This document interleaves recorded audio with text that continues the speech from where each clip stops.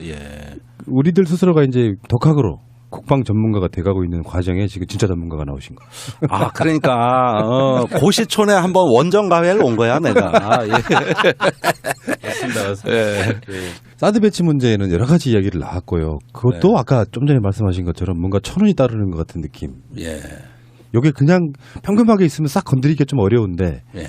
보고 누락 문제 같은 것들이 터지면서 지금 굉장히 방향성이 그쪽에서 원하지 않는 쪽으로 지금 흘러가고 있는 거지 않습니까? 그렇습니다. 예. 의원님의 어떤 인터뷰를 보니까 그 현재 그 국방에 관련한 그 관료들 뭐 국가안보실장이나 국방부 장관 이런 사람들이 대통령으로 인정하지 않는다 이런 이야기를 한 번 하신 적이 있더라고요. 그게 무슨 의미예요? 국가라는 거는 정권과 관계없이 영속성을 갖고 있잖아요. 자, 지난 정부에서 했던 중요한 정책이 있습니다. 물론 우리는 사드 정책은 잘못됐다고 봅니다. 그럼에도 불구하고 새로 집권한 문재인 정부가 혁명 정부는 아니잖아요. 과거 정부의 모든 걸 다 부정할 수 있는 그런 처지는 아니고 동티나지 않게 제대로 관리해야 될 책임은 있는 거 아닙니까? 지난 정부가 잘했든 못했든. 그렇다면 지난 정부에서 이 정책을 결정한 책임 있는 분들이 다음 대통령한테 제대로 일을 할 수 있도록 설명을 해야 될 거 아니에요. 그런데 김관진 안보실장 청와대 안보실에 컴퓨터 싹 찍었어요. 네, A4지 한 장 안 넘겨줬어요. 그 처벌해야 되는 거 아니에요? 그 정도 되면은? 그러니까 말입니다.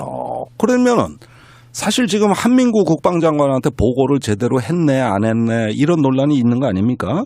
그런데 이 논란은 사실 잘못된 거예요. 지난 정부에서 사드 배치는 청와대가 다 주도했어요. 그러면 안보실에서 청와대 안보실에서 국방부에 물어볼 것도 없이 이제 새로운 대통령한테 브리핑을 해야 될 거 아닙니까? 그런데 이 기회를 놓쳤어요. 브리핑 하지도 않고 받지도 않았어요. 그런 사이에 안보실장이 바뀌었습니다. 김관진에서 정의용 안보실장으로 새로운 안보실장으로 바뀌었죠. 그럼 그동안은 뭐냐? 놀았다는 얘기입니다.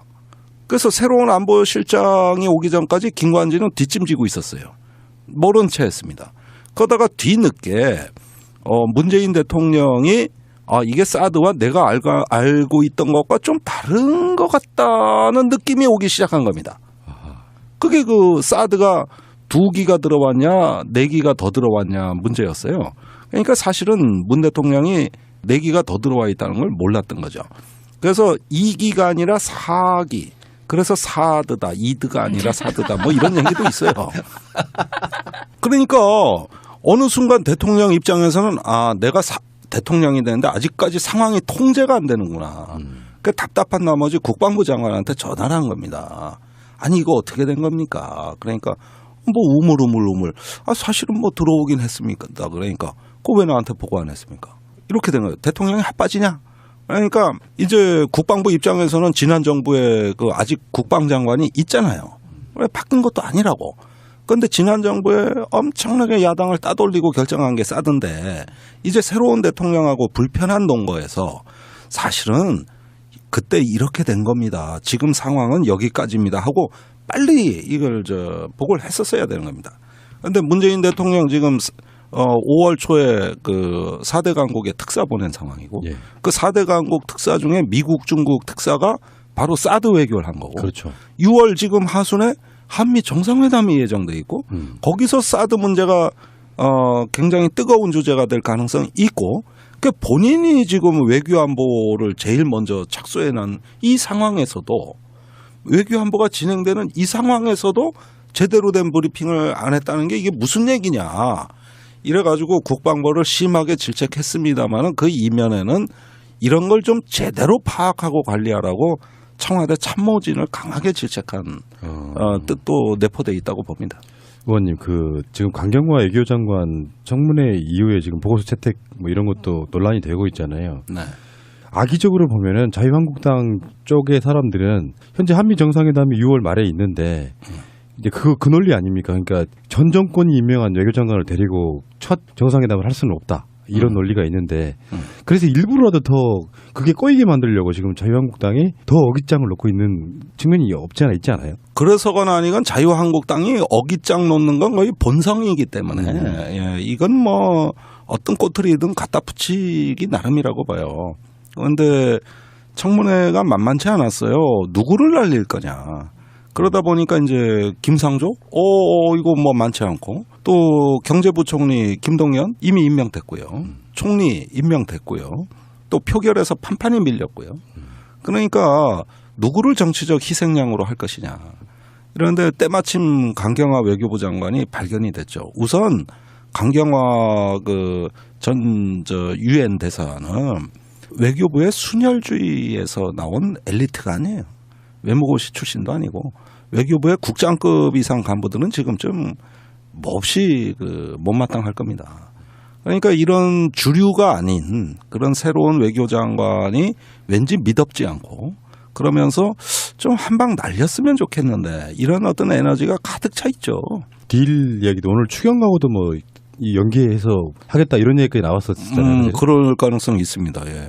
그러면 지금 현재 그 이야기가 이렇게 곁들여지면은 이 오늘 추경이라는 게 국회에 와서 이거 통과시켜줘 하고 읍수하고 간 거잖아요. 엄밀히 따지면. 그렇습니다. 근데 그거랑 자유한국당이 지금 현재 강경화라든지 이렇게 얽혀 있는 문제를 같이 연계시켜서 할까요? 저는 그거는 청와대가 이제 강경화 외교부 장관 반드시 통과시키겠다는 입장이니까 그 점에서는 아마 전략적인 검토를 야당에서도 할 것인데 그러나 강경화 장관 후보자뿐만 아니라 어제도 줄줄이 발표됐기 때문에 그 정치적 희생양은 누가 될지 몰라요. 오히려 제가 생각하기에는 국방부 장관이 될 가능성도 있습니다. 그 이야기는 이따가 다시 한번 해주시고요. 예. 그러면 이제 사드로 다시 한번 돌아가서 네. 저희들의 시각은 이런 거예요. 사드는 사실상 효용성이 없는 무기다. 그리고 사실 써볼 일이 없는 무기잖아요. 네. 그건 지구의 멸망을 뜻하는 거에 좀 가까운. 그러니까 효용성도 없는 무기다. 실제로 북한의 핵무기용도 아니다. 뭐 여러 가지 이런 관점이 있는 것이고 진짜 문제는 문재인 대통령은 이제 절차적 문제를 속마음 같은 건데 핑계 삼아서 사드 배치를 안 하려고 하는 게 아닐까라는 약간의 의구심. 뭐 이런 것도 관점이 있는 것이고요. 있죠. 예, 의원님 입장에서는 이게 사드 문제의 가장 핵심 코어는 무엇이고 이걸 어떻게 풀어야 된다고 보세요? 역시 이거는 강대국 정치라고 봅니다. 그러니까 미중 간의 G2 시대에 가장 심각한 딜레마가 발생한 것이죠. 제가 지난 주말에 한중 전략대화 차 중국의 이제 전략가들 끝장 토론했어요. 9시간 동안. 그리고 미국의 또 태평양 사회 가서도 이 문제를 논의한 적이 있고 양국을 이렇게 대화하다 보면은 이 사드 문제에 대해서 뭐 우리한테 묻고 싶은 거는 이겁니다. 너 누구 편이냐? 누구 편이냐? 그러니까 중국의 어떤 압력에 흔들려서 사드 문제에 약해질 거냐? 한국에 대해서 이렇게 묻고 싶은 거고 미국은 중국은 우리가 한국에 들인 공이 얼만데 누구 편인지 얘기해라. 이렇게 해가지고 한국을 콕 집어서 양국이 들들들 볶아대는. 콕 집어서. 사실은 지들끼리 만나면 이 얘기 하지도 않아요. 아시다시피 4월에 시진핑 트럼프 정상회담이 있었는데 사드 얘기 나왔습니까? 지나가는 얘기 한마디였습니다. 안 나왔어요. 지들끼리는 얘기 안 해. 오로지 한국을 대상으로 두 강대국이 들들 볶아대는. 그냥 이런 양상으로 전개되고 있어요. 여기서 사드의 효용성 또 뭐 사드의 어떤 군사적인 어떤 전략적인 의미 가치 제가 얘기하려면 몇 시간은 얘기할 수 그렇죠. 있죠. 네. 그러나 이것을 앞세워서 사드를 앞세워서 이 들들 볶아대는 행태. 이제 미국은 그러다 돈 얘기까지 하지 않았습니까? 우린 공짜 밥상인 줄 알고 먹고 있었다고. 그러니까 돈 내고 사드세요. 그래서 사드요. 그래서 그러겠다고. 그래가지고 일단 반은 먹었잖아. 두 기는 들어오고 네 기는 뭐 오는다가 그거는 앞으로 오고 반은 그런데 이번에는 또 중국이 와가지고 저 문재인 대통령 들들 볶았어요. 그리고 나서 문재인 대통령이 아니 사드 철회는 아니고 평가를 해보겠다는 얘기다. 그러니까 엊그제 황구시보가 뭐라 그랬습니까? 문재인 대통령 장꾀 부리지 마라 그랬어요. 참 제가 이런 괴물 덩어리를 하나 한국에 들여놔가지고 뭔 개고생입니까 이게.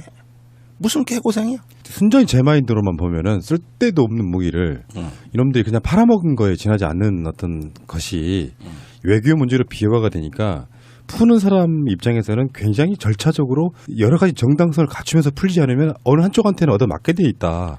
근데 그래서 더 어떤 과정 자체가 푸는 게 더 어려워진 상황인 거잖아요. 어떻게 보면. 점점 어려워지고 있죠. 저는 문재인 정부가 조금 더 자주적으로 강하게 입장을 결정해야 된다고 봅니다. 지금 약간 절충주의적 입장에 들어가니까 주변국이 덜덜덜 볶아요. 이게 이제 제가 문재인 대통령에 대해서 조금 걱정했던 측면인데 선거 때 유지했던 전략적 모호성이라는 그 입장은 조금 선거 전술로서는 모르겠습니다만은 외교의 어떤 안보의 입장에서는 우리가 한반도 주변 상황을 주도하는 논리가 아니다. 그건 너무 수세적이다. 그래서 조금 그거를 더 적극적인 개념으로 바꿔줬으면 좋겠다. 이거 방송에서 여러 번 얘기했는데 지금 그 관성이 아직 남아있는 것 같고 물론 이해는 합니다. 아직 안보실의 진용이 덜 갖춰진 상태에서 사드 문제를 입장을 결정하기에는 너무 어려움이 있겠죠. 그러나 모호성을 좀 완화하고 줄여가면서 이제는 우리가 정말 한반도 주변 정세를 자주적으로 한번 주도해보겠다는 높은 수준의 결의는 나와야 될 것 같아요. 그러지 않으면 한미 정상회담 또 7월에 그 G20 정상회담 이렇게 가면서 국제사회에서 우리의 목소리가 자칫하면은 외면당하거나 주도권이 상실될 우려가 굉장히 큽니다. 그런 만큼 지금이 사드 문제에 대해서는 좀 결정하실 시점인데 그게 어렵다면 1년 동안 재검토해보겠다 이 얘기만 하는 걸로도 충분한데 또 한쪽에는 이제 바뀐 거 없다고 이 얘기를 하고 또 중국에 대해서는 또 좋은 메시지를 준비한 것처럼 하니까 주변국이 헷갈려하면 강대국은 약간만 기분 나쁘면은 이런 것들이 조금 모호하고 석연치 않다고 하면 공격이 들어와요. 그런 만큼 지금은 이제 입장을 정해야 될 시기라고. 근데 환경 영향 평가라고 하는 그 부분이 문재인 대통령도 뭐 하늘이 덮고 있다 이런 느낌이 들 정도로 묘한 시기에 보고 누락 사태가 터지면서 지금 환경 영향표 쪽으로 약간 밀어둔 상태인 거잖아요. 네. 그러니까 환경 영향 평가에서 한 1년이건 2년이건 평가를 해봤더니 영향을 미치는 게 별로 없더라 이렇게 나올 수도 있는 거고. 물론입니다. 정반대로 굉장히 심각하다 하면 그걸 어떻게 통과시킬 수가 없는 부분인 거잖아요. 그런데 다른 게 있죠. 단순한 환경 영향 평가가 아니라 제대로 된 환경 영향 평가는 주민 공청회를 거치게 돼 있습니다. 그리고 제반 부지와 환경에 대한 검토를 다 하는 과정에서 주민들 참여가 이루어지고 문제점을 충분히 토의할 수 있는 민주적 절차라고 이해해 주셔야 됩니다. 그리고 제가 보기에 이제 사드 배치에 대한 군사적 합리성도 재검토할 여유를 갖게 될 것이다.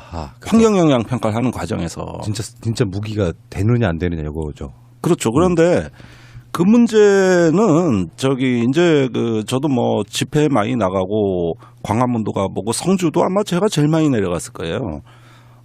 그런데 이제 우리가 사드를 반대하는 과정에서 백해무익한 무기라는 이야기를 많이 했어요.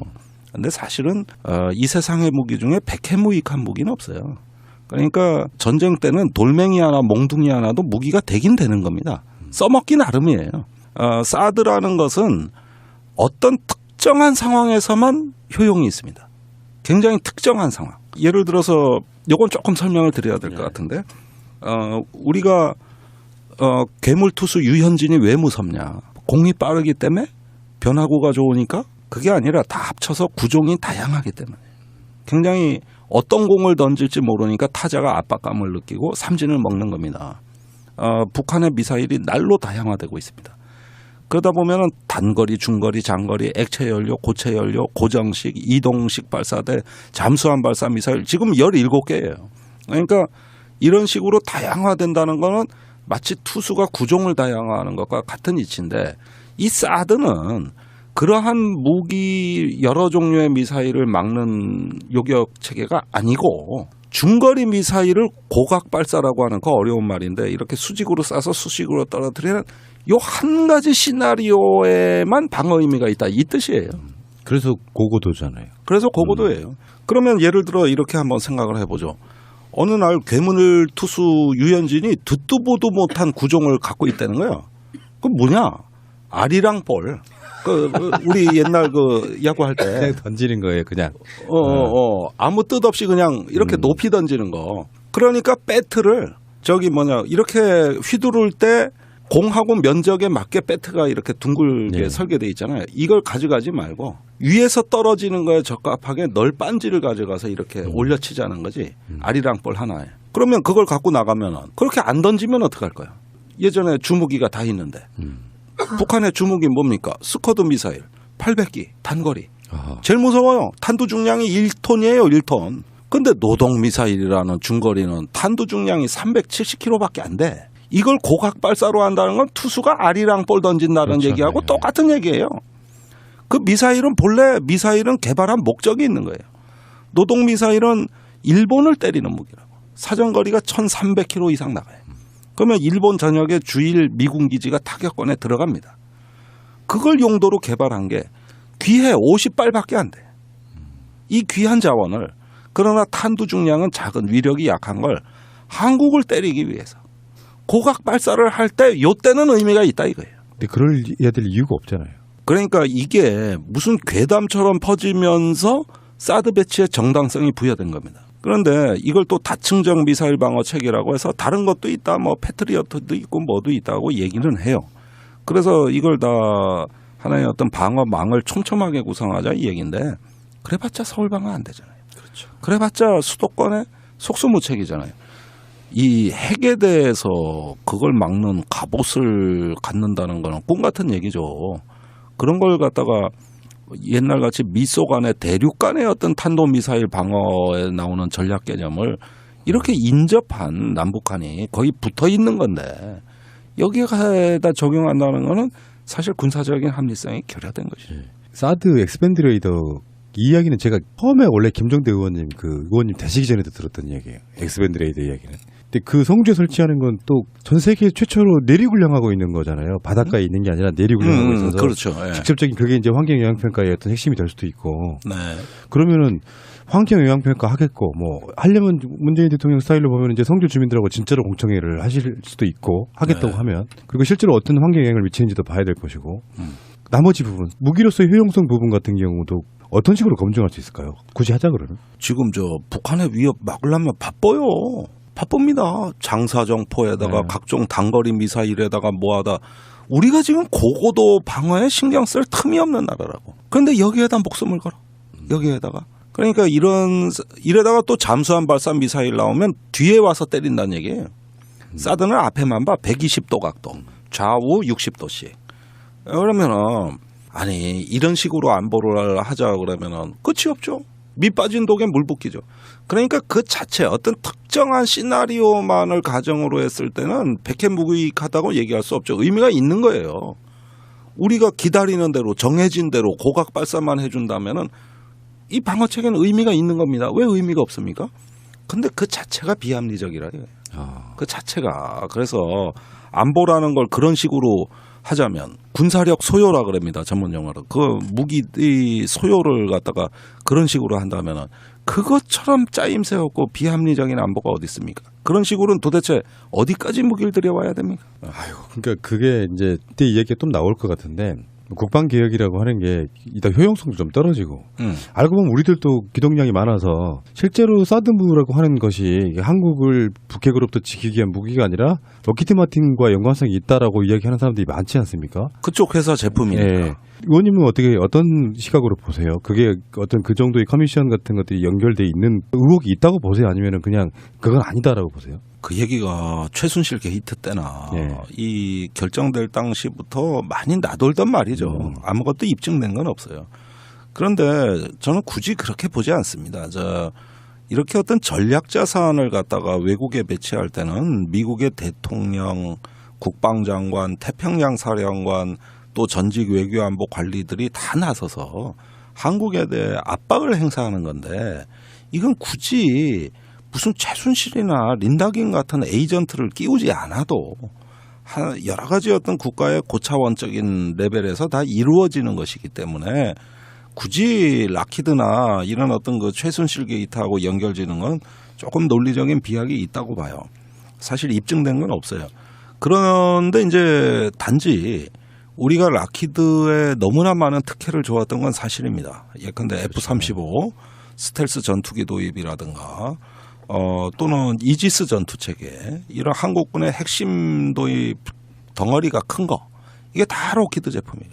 근데 이번에 또 로키드에 사드가 들어온다 그러니까 아니 미국의 한 개 회사가 대한민국 안보를 다 장악하고 있는 건데 이런 점에서 이게 정상적이냐 이게 과연 정상인가 이게 나라냐 이런 의문은 있을 수가 있는 것이죠. 사드 도입 과정에서 사실 주도했던 사람이 김관진 안보실장이었잖아요. 근데 그 사람이 FX 사업도 거의 주도했던 인물이고. 그렇습니다. 그러면은 우리들 입장에서는 합리적으로 의심할 수 있죠. 예. 이 사람은 락히드 마틴의 로비스트가 아닐까 이런 느낌도 좀 들지 않고 그런 느낌이 전혀 없습니까? 거의 록히드의 하수인처럼 사실상 행동했죠. 그런데 그 록히드의 하수인은 이미 한국의 안보실장이 하수인하기 전에 미국 정부 자체가 하수인입니다. 그걸 그대로 내려받는다. 미국이 군산복합체의 나라인데 특히 락히드 같은 경우는 미국 1위의 방산업체면서 미국의 모든 군사력 소요, 그 무기 도입의 그 개념과 그 규모와 이런 것들을 록히드 도움 없이 미 국방부가 단독으로 계획 수립을 못합니다. 그 정도로 미 국방부를 압도하는 업체입니다. 특히 락히드의 그 특수개발팀 같은 경우는 전 세계에 거의 유일무이하다 할 정도로 전 세계 군사기술의 황제적인 어떤 지위를 점하고 있습니다. 만일에 외계인이 태양계에 온다면 태양계는 락히드가 지배하는 천체로 이해할 겁니다. 그 보십시오. 화성에 보냈지, 달에 보냈지, 명왕성에 그거 행성 아니라는 거, 그 위성 보내서 알았지. 태양계 곳곳에 락히드 마틴이 찍혀 있는, 마크가 찍혀 있는 게 다 지배하고 있잖아요. 그러니까 이 회사의 특수개발팀 같은 경우는 거의 미 국방부의 정책을 좌지우지하는 이런 정도의 어떤 그 기술력과 그 영향력을 갖고 있고, 또 그런 업체가 미 국방부를 움직이는 그 막강한 영향력과 또 고용 창출, 그 조립 라인이 많으니까 이런 데서 황제라면, 락히드가 황제라면 보잉사는 왕 정도 되는 이런 정도의 지위를 갖고 있습니다. 그리고 우리가 박근혜 정부 들어와서 락히드가 싹쓸이했다 그러지만은 또 그 전에 김대중 노무현 대통령 때는 보잉사가 또 싹쓸이했어요. 그러니까 이거보단 규모가 작은 거지만은, 그래서 이렇게 보잉사와 락히드가 번갈아 가며 먹으면서 한국 시장을 분할해 왔습니다. 그런데 우리가 뭐 김관진 실장이 락히드 회장을 만나서 뭔 로비를 받고, 이게 이제 진보가 즐겨 쓰는 어떤 추론인데, 저는 그다지 그걸 뭐 신뢰하지 않는 이유는 그렇게 안 해도, 그렇게까지 안 해도, 무리수를 안 둬도 이미 미국 정부의 영향력권에 들어간 그런 상황에서는 그렇게 노골적으로 할 필요조차도 없다. 알아서 기는데. 네, 록히드 마틴과 미국 정부를 다시 동일체로 본다고 하면 굳이 직거래 할 이유는 없다, 이렇게 저는 이해할게요. 네. 사드 배치 문제에 대해서는 이제 이게 일단은 좀 조금은 잠복을 하겠죠. 일단 이렇게 정부에서 이야기해놓고 있으니까. 그런데 이제 주변국이 더 들들 복화되지 않습니까? 결과 도출함이 있어서 영향을 행사하는 거잖아요. 그렇죠. 중국은 조금만 더 압력을 넣으면 쓰러뜨릴 수 있다고 보고 있고, 또 미국은 이러다가 이상해지는 거 아니냐 이러면서 한마디로 말해서 미중 양국을 갖다가 거의 그 아주 그 좀 편집증에 가까운 상태로 몰아놨어요. 그래도 그들 입장에서는 잠깐만 기다려봐, 우리 절차적 민주주의도 있고 환경 영향 평가도 있고 이렇게 해서 약간 밀어넣을 수 있는 한숨을 일단 돌렸다고 보는데요. 예, 그 점은 문재인 정부의 필요성 때문입니다. 이게 뭐 통제되지도 않은 가운데 막 흘러가고 있으니까 일단은 스톱을 시켜야죠. 그런 점에서 환경 영향 평가는 매우 적절하고 합리적인 명분이 됐다고 봐요. 문제는 그 다음이라는 거예요. 자, 그렇게 해서 일단 재생 버튼을 스탑시켜 놨다고. 그러면은 이걸 다시 재생시키기 전에 우리 계획이 있어야 되거든요. 우리 계획이 작성이 돼야 되는 거예요. 이게 문제예요. 그런데 제가 뭐 민주당에 대해서 쓴소리를 할 수밖에 없는 게, 우원식 그 원내대표가 선출된 직후에 첫 일성이 사드 국회 비준동의입니다. 그런데 제가 좀 이건 유감을 표할 수밖에 없는 게, 그 논리는 민주당이 야당일 때 박근혜 정부를 견제하던 논리입니다. 실제 여당이 돼서 사드 국회 비준동의 하려면 어떻게 돼야 되느냐. 법적으로 문재인 정부가 트럼프 행정부와 사드 배치 협정을 맺어야 됩니다. 그다음에 비준은 우원식 대표는 이게 한 단어로 알고 있더라고, 비준 동의를. 비준은 대통령이 하는 거예요. 그런 다음에 국회에 동의서를 보내는 겁니다. 이게 비준 동의인데 대부분의 사람들이 잘못 알고 있어요. 그러면 국회 비준 동의를 받겠다는 뜻은 뭡니까? 미국하고 사드 배치 협정 맺겠다는 뜻 아닙니까? 그러니까 과거에 박근혜 정부 얘기할 때는 그냥 배치하지 마라. 협정 맺고 배치해라. 그러면 국회에서 우리가 동의권을 행사하겠다. 이거였단 말이에요. 그런데 여당이 됐는데 문재인 정부가 왜 협정을 체결하지? 지금 검토를 해서 입장을 정해야지. 그래서 이런 부분이 아직까지 민주당이 야당의 관성으로 이야기하는 거고 이 정확한 그 개념을 이해를 못하고 있어요.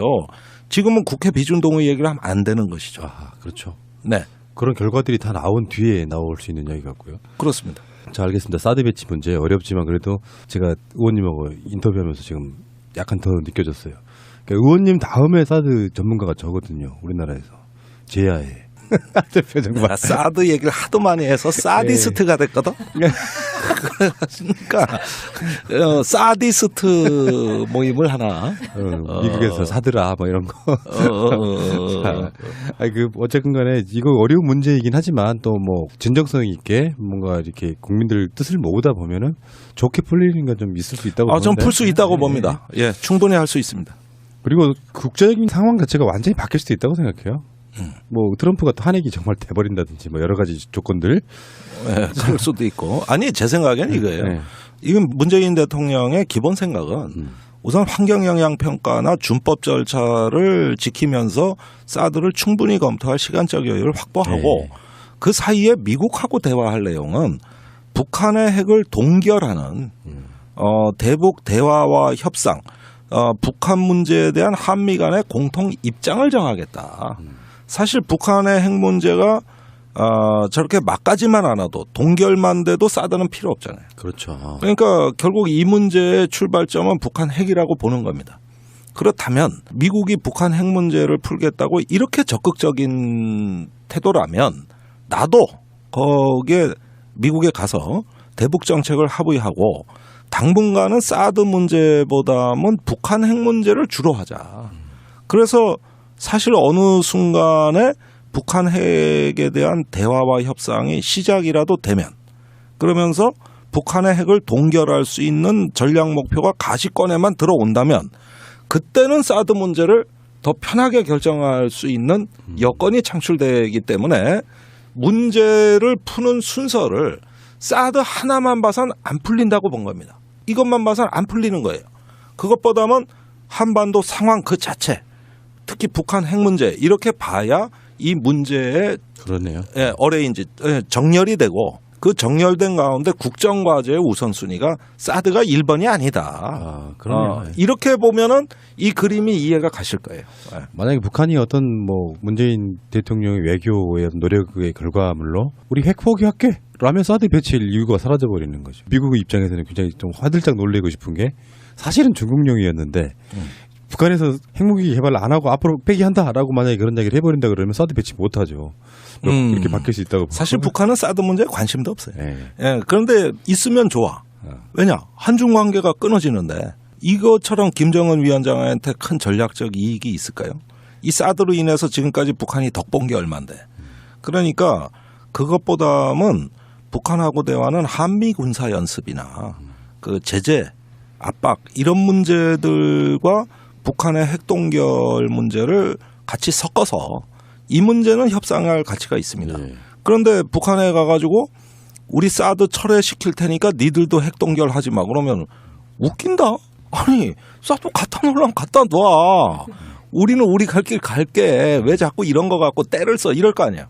그래서 사드가 있어봤자 어차피 자기네 핵미사일은 못 막는다고 보고 있기 때문에 사드에 대해서 별로 반응도 없어요. 알겠습니다. 이야기 아까 말씀하신 콕 집어서 양국이 들들들 볶아대는. 콕 집어서. 사실은 지들끼리 만나면 이 얘기 하지도 않아요. 아시다시피 4월에 시진핑 트럼프 정상회담이 있었는데 사드 얘기 나왔습니까? 지나가는 얘기 한마디 했습니다. 안 나왔어요. 지들끼리는 얘기 안 해. 오로지 한국을 대상으로 두 강대국이 들들 볶아대는. 그냥 이런 양상으로 전개되고 있어요. 여기서 사드의 효용성 또 뭐 사드의 어떤 군사적인 어떤 전략적인 의미 가치 제가 얘기하려면 몇 시간은 얘기할 수 있죠. 그러나 이것을 앞세워서 사드를 앞세워서 이 들들 볶아대는 행태. 이제 미국은 그러다 돈 얘기까지 하지 않았습니까? 우린 공짜 밥상인 줄 알고 먹고 있었다고. 그러니까 돈 내고 사 드세요. 그래서 사대요. 그래서 그러겠다고. 그래가지고 일단 반은 먹었잖아. 두 끼는 들어오고 네 끼는 오는다가 그거는 앞으로 오고 반은 그런데 이번에는 또 중국이 와가지고 저 문재인 대통령 들들 볶았어요. 그리고 나서 문재인 대통령이 아니 사드 철회는 아니고 평가를 해보겠다는 얘기다. 그러니까 엊그제 황구시보가 뭐라 그랬습니까? 문재인 대통령 장꾀 부리지 마라 그랬어요. 참 제가 이런 괴물 덩어리를 하나 한국에 들여놔가지고 뭔 개고생입니까 이게.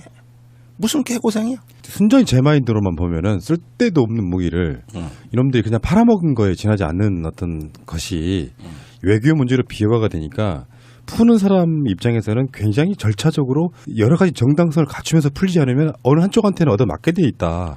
근데 그래서 더 어떤 과정 자체가 푸는 게 더 어려워진 상황인 거잖아요. 어떻게 보면. 점점 어려워지고 있죠. 저는 문재인 정부가 조금 더 자주적으로 강하게 입장을 결정해야 된다고 봅니다. 지금 약간 절충주의적 입장에 들어가니까 주변국이 덜덜덜 볶아요. 네. 이게 이제 제가 문재인 대통령에 대해서 조금 걱정했던 측면인데 선거 때 유지했던 전략적 모성이라는 그 입장은 조금 선거 전술로서는 모르겠습니다만은 외교의 어떤 안보의 입장에서는 우리가 한반도 주변 상황을 주도하는 논리가 아니다. 그건 너무 수세적이다. 그래서 조금 그거를 더 적극적인 개념으로 바꿔줬으면 좋겠다. 이거 방송에서 여러 번 얘기했는데 지금 그 관성이 아직 남아있는 것 같고 물론 이해는 합니다. 아직 안보실의 진용이 덜 갖춰진 상태에서 사드 문제를 입장을 결정하기에는 너무 어려움이 있겠죠. 그래서 2기가 아니라 4기. 그래서 사드다, 이드가 아니라 사드다, 뭐 이런 얘기도 있어요. 그러니까 어느 순간 대통령 입장에서는 내가 대통령이 되는데 아직까지 상황이 통제가 안 되는구나. 그 답답한 나머지 국방부 장관한테 전화를 한 겁니다. 아니 이거 어떻게 된 겁니까? 그러니까 뭐 우물우물. 사실은 뭐 들어오긴 했습니까? 그러니까 그거 왜 나한테 보고 안 했습니까? 이렇게 된 거예요. 대통령이 핫빠지냐? 그러니까 이제 국방부 입장에서는 지난 정부에 그 아직 국방장관이 있잖아요. 왜 바뀐 것도 아니라고. 그런데 지난 정부에 엄청나게 야당을 따돌리고 결정한 게 사드인데 이제 새로운 대통령하고 불편한 동거에서 사실은 그때 이렇게 된 겁니다. 지금 상황은 여기까지입니다 하고 빨리 이걸 보고를 했었어야 되는 겁니다. 그런데 문재인 대통령 지금 5월 초에 그 4대 강국에 특사 보낸 상황이고 그 4대 강국 특사 중에 미국, 중국 특사가 바로 사드 외교를 한 거고 그렇죠. 6월 지금 하순에 한미 정상회담이 예정돼 있고 거기서 사드 문제가 굉장히 뜨거운 주제가 될 가능성이 있고 그 본인이 지금 외교 안보를 제일 먼저 착수해 놓은 이 상황에서도 외교 안보가 진행되는 이 상황에서도 제대로 된 브리핑을 안 했다는 게 이게 무슨 얘기냐. 이래가지고 국방부를 심하게 질책했습니다마는 그 이면에는 이런 걸 좀 제대로 파악하고 관리하라고 청와대 참모진을 강하게 질책한 뜻도 내포돼 있다고 봅니다. 의원님, 지금 강경화 외교장관 청문회 이후에 지금 보고서 채택 뭐 이런 것도 논란이 되고 있잖아요. 네. 악의적으로 보면은 자유한국당 쪽의 사람들은 현재 한미 정상회담이 6월 말에 있는데 이제 그 논리 아닙니까? 그러니까 전 정권이 임명한 외교장관을 데리고 첫 정상회담을 할 수는 없다. 이런 논리가 있는데 그래서 일부러라도 더 그게 꼬이게 만들려고 지금 자유한국당이 더 어깃장을 놓고 있는 측면이 없지 않아 있지 않아요? 그래서건 아니건 자유한국당이 어깃장 놓는 건 거의 본성이기 때문에 예, 이건 뭐 어떤 꼬투리든 갖다 붙이기 나름이라고 봐요. 그런데 청문회가 만만치 않았어요. 누구를 날릴 거냐. 그러다 보니까 이제 김상조, 이거 뭐 많지 않고 또 경제부총리 김동연 이미 임명됐고요. 총리 임명됐고요. 또 표결에서 판판이 밀렸고요. 그러니까 누구를 정치적 희생양으로 할 것이냐. 그런데 때마침 강경화 외교부 장관이 발견이 됐죠. 우선 강경화 유엔 대사는 외교부의 순혈주의에서 나온 엘리트가 아니에요. 외무고시 출신도 아니고 외교부의 국장급 이상 간부들은 지금쯤 몹시 못마땅할 겁니다. 그러니까 이런 주류가 아닌 그런 새로운 외교장관이 왠지 미덥지 않고 그러면서 좀 한 방 날렸으면 좋겠는데 이런 어떤 에너지가 가득 차 있죠.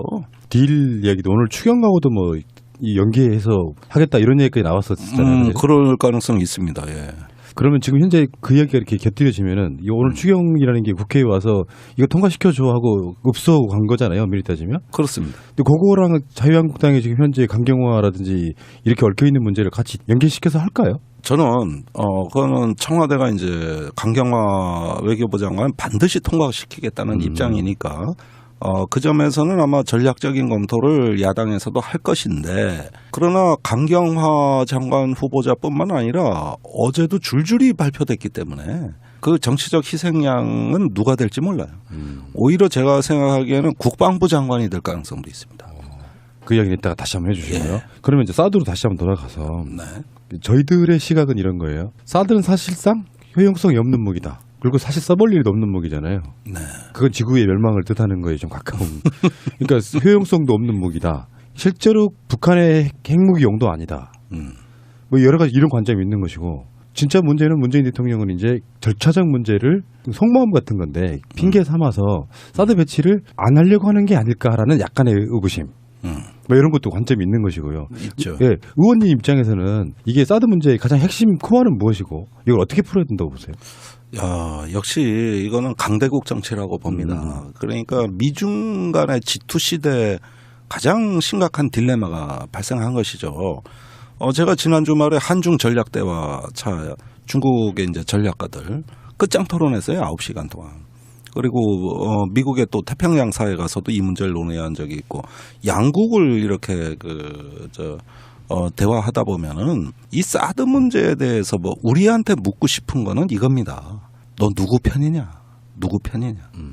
그러니까 중국의 어떤 압력에 흔들려서 사드 문제에 약해질 거냐? 한국에 대해서 이렇게 묻고 싶은 거고 미국은 중국은 우리가 한국에 들인 공이 얼만데 누구 편인지 얘기해라. 이렇게 해가지고 한국을 거나 모호성을 좀 완화하고 줄여가면서 이제는 우리가 정말 한반도 주변 정세를 자주적으로 한번 주도해 보겠다는 높은 수준의 결의는 나와야 될 것 같아요.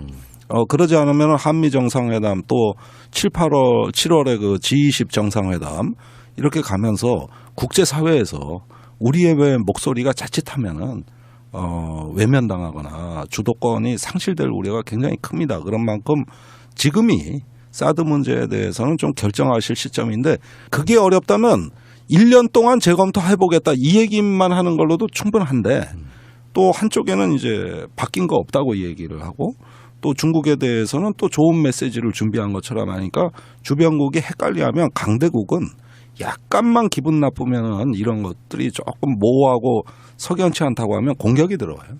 그런 만큼 지금은 이제 입장을 정해야 될 시기라고. 근데 환경 영향 평가라고 하는 그 부분이 문재인 대통령도 뭐 하늘이 덮고 있다 이런 느낌이 들 정도로 묘한 시기에 보고 누락 사태가 터지면서 지금 환경 영향표 쪽으로 약간 미뤄둔 상태인 거잖아요. 네. 그러니까 환경 영향 평가에서 한 1년이건 2년이건 평가를 해봤더니 영향을 미치는 게 별로 없더라 이렇게 나올 수도 있는 거고. 물론입니다. 정반대로 굉장히 심각하다 하면 그거를 어떻게 통과시킬 수가 없는 부분인 거잖아요. 그런데 다른 게 있죠. 단순한 환경 영향 평가가 아니라 제대로 된 환경 영향 평가는 주민 공청회를 거치게 돼 있습니다. 그리고 제반 부지와 환경에 대한 검토를 다 하는 과정에서 주민들 참여가 이루어지고 문제점을 충분히 토의할 수 있는 민주적 절차라고 이해해 주셔야 됩니다. 그리고 제가 보기에 이제 사드 배치에 대한 군사적 합리성도 재검토할 여유를 갖게 될 것이다. 아하, 환경 영향 평가를 하는 과정에서 진짜 무기가 되느냐 안 되느냐 이거죠. 그렇죠. 그런데 그 문제는 이제 저도 뭐 집회 많이 나가고 광화문도 가보고 성주도 아마 제가 제일 많이 내려갔을 거예요.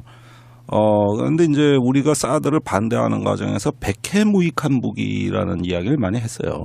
그런데 사실은 이 세상의 무기 중에 백해무익한 무기는 없어요. 그러니까 전쟁 때는 돌멩이 하나 몽둥이 하나도 무기가 되긴 되는 겁니다. 써먹기 나름이에요. 사드라는 것은 어떤 특정한 상황에서만 효용이 있습니다. 굉장히 특정한 상황. 예를 들어서 이건 조금 설명을 드려야 될 것 같은데 우리가 괴물투수 유현진이 왜 무섭냐. 예. 우리들 스스로가 이제 독학으로 국방 전문가가 돼가고 있는 과정에 지금 진짜 전문가가 나오신 거. 아, 그러니까 고시촌에 한번 원정 가회를 온 거야, 내가. 예. 맞습니다. 예. 사드 배치 문제에는 여러 가지 이야기를 나왔고요. 그것도 네. 아까 좀 전에 말씀하신 것처럼 뭔가 천운이 따르는 것 같은 느낌. 예. 요게 그냥 평범하게 있으면 싹 건드리기가 좀 어려운데 예. 보고 누락 문제 같은 것들이 터지면서 지금 굉장히 방향성이 그쪽에서 원하지 않는 쪽으로 지금 흘러가고 있는 거지 않습니까? 그렇습니다. 예. 의원님의 어떤 인터뷰를 보니까 그 현재 그 국방에 관련한 그 관료들 뭐 국가안보실장이나 국방부 장관 이런 사람들이 대통령으로 인정하지 않는다 이런 이야기를 한 번 하신 적이 있더라고요. 그게 무슨 의미예요? 국가라는 거는 정권과 관계없이 영속성을 갖고 있잖아요. 자, 지난 정부에서 했던 중요한 정책이 있습니다. 물론 우리는 사드 정책은 잘못됐다고 봅니다. 그럼에도 불구하고 새로 집권한 문재인 정부가 혁명 정부는 아니잖아요. 과거 정부의 모든 걸 다 부정할 수 있는 그런 처지는 아니고 동티나지 않게 제대로 관리해야 될 책임은 있는 거 아닙니까? 지난 정부가 잘했든 못했든. 그렇다면 지난 정부에서 이 정책을 결정한 책임 있는 분들이 다음 대통령한테 제대로 일을 할 수 있도록 설명을 해야 될 거 아니에요. 그런데 김관진 안보실장 청와대 안보실에 컴퓨터 싹 집었어요. A4지 한 장 안 넘겨줬어요. 그 처벌해야 되는 거 아니에요? 그 정도 되면은? 그러니까 말입니다. 그러면은 사실 지금 한민구 국방장관한테 보고를 제대로 했네 안 했네 이런 논란이 있는 거 아닙니까? 그런데 이 논란은 사실 잘못된 거예요. 지난 정부에서 사드 배치는 청와대가 다 주도했어요. 그러면 안보실에서 청와대 안보실에서 국방부에 물어볼 것도 없이 이제 새로운 대통령한테 브리핑을 해야 될 거 아닙니까? 그런데 이 기회를 놓쳤어요. 브리핑 하지도 않고 받지도 않았어요. 그런 사이에 안보실장이 바뀌었습니다. 김관진에서 정의용 안보실장으로 새로운 안보실장으로 바뀌었죠. 그럼 그동안은 뭐냐? 놀았다는 얘기입니다. 그래서 새로운 안보실장이 오기 전까지 김관진은 뒷짐지고 있었어요. 모른 채 했습니다. 그러다가 뒤늦게 문재인 대통령이 이게 사드와 내가 알고 있던 것과 좀 다른 것 같다는 느낌이 오기 시작한 겁니다. 그게 그 사드가 2기가 들어왔냐 4기가 더 들어왔냐 문제였어요. 그러니까 사실은 문 대통령이 4기가 더 들어와 있다는 걸 몰랐던 거죠.